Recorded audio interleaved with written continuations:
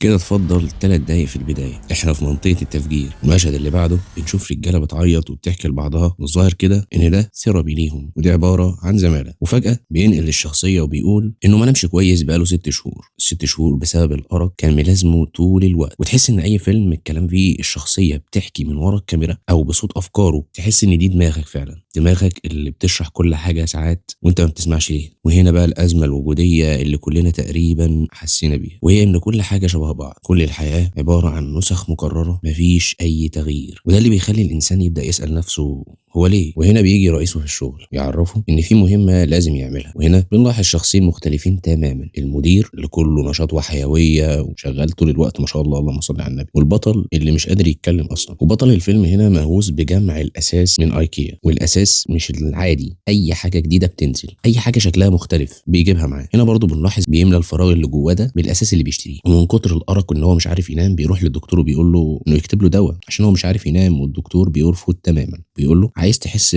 بالالم بجد روح يوم الثلاث عند زمالات السرطان الخصيه وهتعرف فعلا معنى الالم. وفعلا صاحبنا ده بيروح زماله لمرض سرطان الخصيه ده، وبيفضفضوا فيها عن مشاعرهم. وحرفيا كل واحد يا جماعه عنده ماساه بيحكيها، ماساه. وفي راجل بيحكي قصته ان زوجته سابته وراحت اتجوزت وخلفت وهو بيعيط، وبيبدا منظم المحادثه اللي بيتكلمه، لان بيبقى فيه واحد هو اللي بينظم الكلام، وبيقول له شكرا ليك جدا ان انت طلعت مشاعرك. في نفس الوقت بيظهر تشويش كده صغير لشخصيه ظهرت البطل واختفت في وقتها، وقالوا ان كل اتنين بيقفوا مع بعض بيحكوا هو حصل ايه للتاني. وصاحبنا ده اتعرف على واحد صدره كبير وعرف انه كان بطل، انه كان بياخد سترويدز ودينابول، الحاجات طبعا اللي بتزود التست بطريقه غبيه جدا، بتخلي الجسم يعتمد اعتماد خارجي على السترويدز والدينابول دي. فجاه صاحبنا بدا يعيط ويقول اول مره يحس بالحريه. بيقول جمله مهمه جدا: فقدان الامل تماما كان بمثابه الحريه. والاول مره صاحبنا بينام نوم عميق جدا من فتره، واستغل الموضوع ده انه بقى بيروح لزملات مدمنين وزملات لمرضى تانيين غير سرطان الخصيه عشان يحضر معاهم بس. وبيقول انه لما الكل يحكي حكايته ويجي عليه هو الدور ويسكت، الناس في الزمالة تتوقع ان الأسوأ حصل ليه. وهنا بتظهر شخصية مارلا سينجر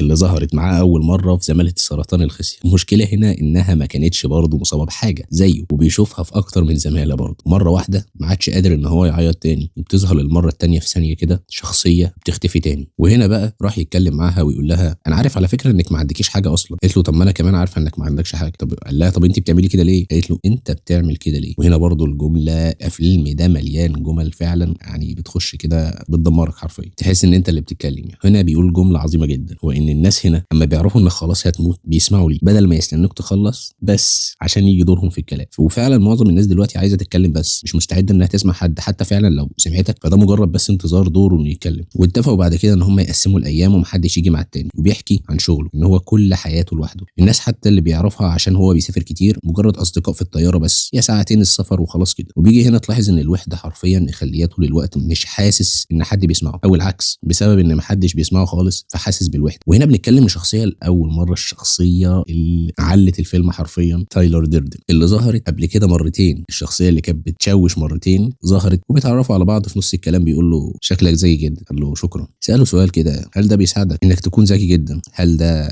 يساعدك في الحياه عامه؟ وبيرجع صاحبنا ده لشقته، ولكن للاسف شقته كانت بتولع وكل اللي كان فيها اتحرق، كل حاجه اشتراها حرفيا، وبالذات الاساس اللي كان مهووس بيه. هنا احتار يكلم مين، مارلا سينجر ولا تايلر ديردن؟ كلم الاول مارلا وبعدها غير كلامه وكلم تايلر، وقعدوا مع بعض وحكى له اللي حصل. وهنا تايلر بكل منطقيه بيقول له ان في حاجات احنا بنشتريها واحنا فعلا مش محتاجينها، وقال له اننا مستهلكين بس. وقال له احنا ما عدناش نهتم بالجريمه والقتل والفقر اللي مالي البلاد، احنا بس بنهتم بالمجلات والبرامج التلفزيونيه ومارسا ستيوارت. بالمناسبه مارسا ستيوارت دي من اشهر مقدمين البرامج في امريكا ساعتها، ورايه انه خلاص مارسا ستيوارت دي زمانها راح. النظام والكماليه اللي كانت فيها دي كانت كلها كده. دلوقتي الوقت ده مش محتاج انك تسعى للكماليه اصلا ويحصل اللي يحصل. وقالوا ان كل حاجه انت بتمتلكها هي اللي بتمتلكها مش العكس. ومشهد بقى الضرب الغريب بينهم اللي كان بدايه الشراره اللي اتبنى عليها اسم الفيلم فايت كلاب. وبعد كده تايلر بياخده الى بيته المهجور، حرفيا اللي هو مش بيت اصلا، يعني ده لقاه كده. وبعد كده صاحبنا ده بدا يلاقي كل حاجه ممكن يتعامل معاها بطريقه اسهل، مفيش حاجه صعبه والدنيا هاديه. تايلر هنا بيساله سؤال عميق برضه شويه: لو تحب تضرب واحد عايزه يبقى مين؟ قال له المدير بتاعي. قال له انت؟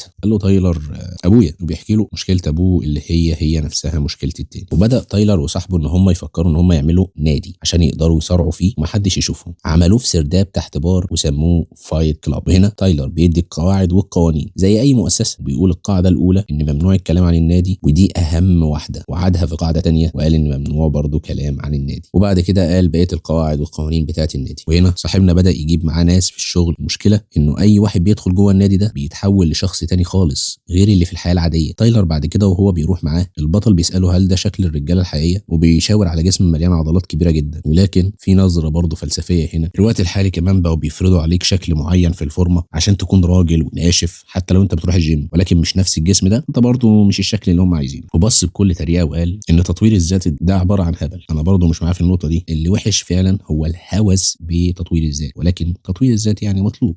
يعني انا لما كنت شفت عضلاته وكده حاجه غير انسانيه. يعني بيربوه كما لو كان من التيران. وهنا مارلا بتتصل بيه وبتقول له انها خدت حبوب وممكن تموت عشان ناويه تنتحر، فلو عايز يجي ينقذها. هنا بقى اللي بيحط السماعه هو صاحبنا تايلر اللي بيكمل. وركزوا كويس هنا، تايلر هو اللي راح انقذها وبقت صاحبه تايلر. فجاه البوليس بيتصل بصاحبنا انه في واحد ورا الانفجار اللي حصل في الشقه، وقال له كمان ان الديناميت المستخدم في الانفجار ده من صنع منزلي. وعرف ساعتها ان تايلر هو اللي فجر شقته، لانه اول ما قابله قال له ان القنبله عادي ممكن تتعمل في البيت المواد بسيطه. صاحبنا سأل تايلر بعدها طب هنعمل ايه؟ قال له هنعمل النهارده صابون، وان افضل شحم مستخدم هو دهون البشر، وبيروح لعياده شفط الدهون عشان ياخد الدهون اللي بيرموها. وبدا يعمل له صابون وقال له كميه كافيه من الصابون تقدر تفجر اي شيء. مره واحده بيحط مسحوق بيحرق على ايده، بيقول له اتحمل، قال له مش عارف. صاحبنا بيهرب من الالم بكل الطرق اللي اتعلمها في الزمالات، لكن تايلر الشخصيه الجامده دي بتقول له تهرب من الالم ليه؟ ما تهربش ولا تواجهه، عيش معاه. وفعلا لو فكرنا احنا بنخاف من الالم دايما، وخوف من ان انت تعيش معاه، مع ان الالم ده هو اللي وصلنا لابعد حتت احنا عمرنا ما كنا نتخيل ان احنا نوصل لها، وان الالم ده امر حتمي في الحياه. الانسان من غير الم فعلا بيصبح هش نفسيا. عشان كده لازم تتقبل الالم ونعيش معاه ونخليه صاحبنا بدل ما نواجهه. وبيقول له في نفس الوقت تخيل كده الناس كلها ما بتحبكش وبتكرهك، ايه اللي فيها؟ عادي. وبيساله هتحط خل ولا عايز ميه تزود المفعول؟ قال له هات خل بسرعه يا عم، انا بطاطا تحت رجلي. قال له بس في شرط. قال له ايه؟ انك تستسلم. وهنا برضو هنتنقل لحته حلوه قوي في بدايه كل شيء حلو، هو الاستسلام. مفيش مفر من الالم، وبعد كده مش هتحس غير بالحريه. وصاحبنا بيقابل بالصدفه صاحبه اللي كان في زماله سرطان الخصيه، وبيقول له انه له مجموعه تانية واول قاعده هي عدم الكلام عنها. قال له يا عم انا عضو فيها. قال له ان اللي عمل الحوار ده اسمه تايلر ديردن، ان هو راجل عظيم جدا. وبعد كده بيضربوا بعض هناك، وبدا بخطبته اللي كلها مصداقيه، وبيقول لهم ان العالم بقى مريب جدا، بقى بيعمل اعلانات لعربيات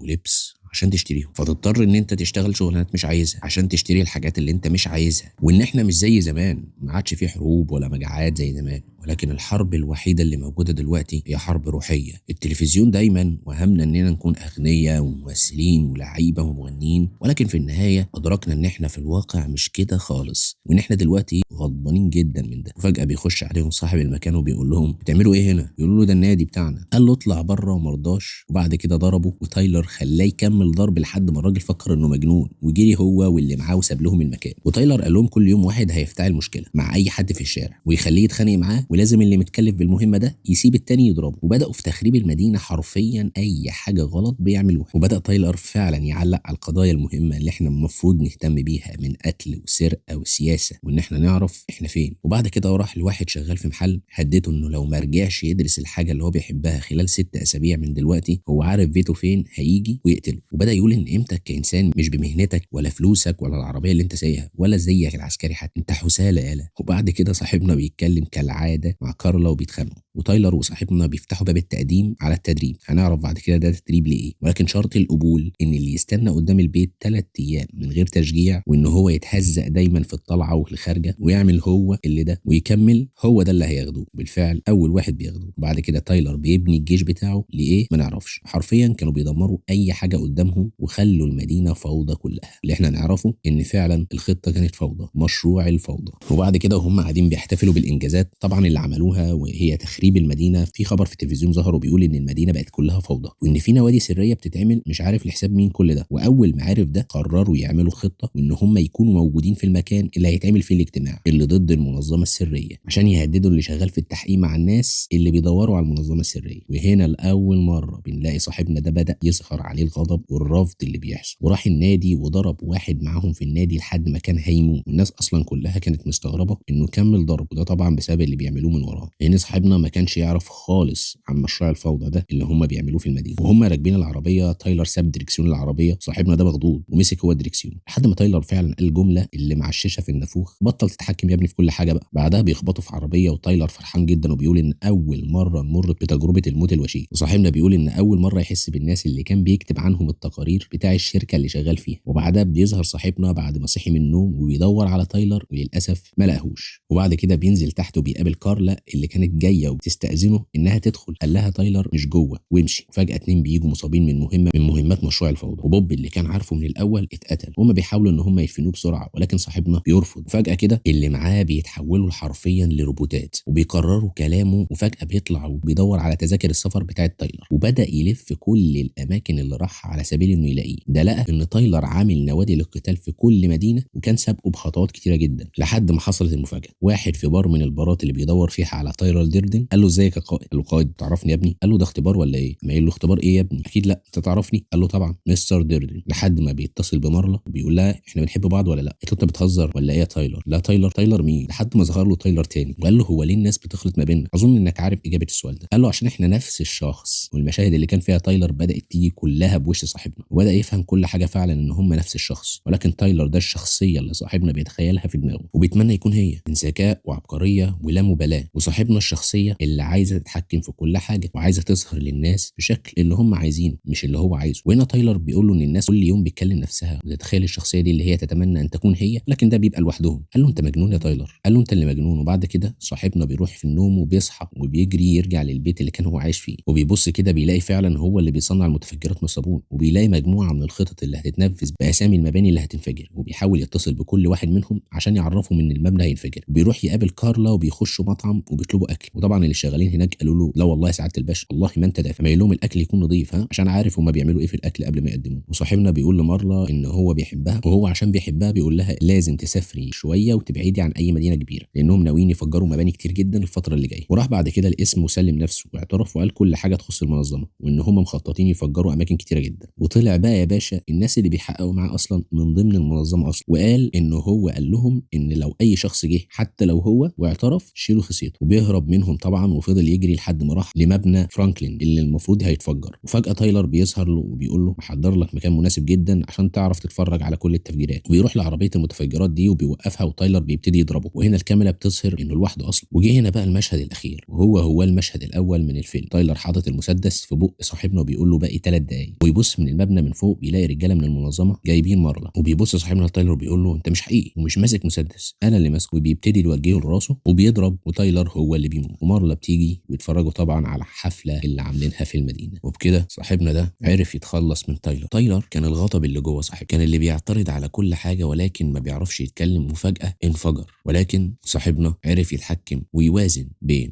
الغضب وبين الهدوء. المفتاح الحقيقي للإنسان هو الخوف. دايما خايف، عشان كده بيحب يعيش في قطيع.